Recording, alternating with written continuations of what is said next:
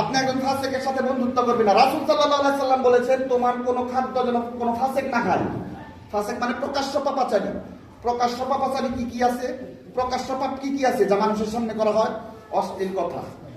মনে করেন কথা কইতে কইতে বলতে বলতে অশ্লীল কথা বললাম, যে বলে এরকম সে ফাসেক।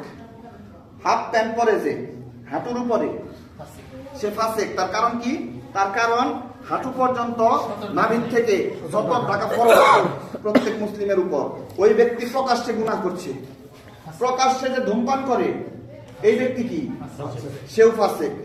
আর যদি জানি যে এই ব্যক্তি মিথ্যা বলতেছে, অসংখ্য বানায় বানায় মিথ্যা কথা বলতেছে মানুষকে হাসানোর জন্য, এই ব্যক্তিও ফাসেক। এইগুলোকে ফাসেক কি বলে।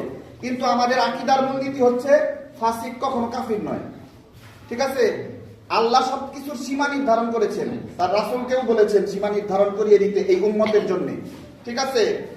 সে তাকে আমরা এমন ঘৃণা করব না যতটা ঘৃণা আমরা আল্লাহর কোন শত্রু কাফিরকে করি, তেমন ঘৃণা করব না। সেও মুসলিম, তারাও মুসলিম, তাদেরকে আহ্বান করতে হবে ইসলামের দিকে।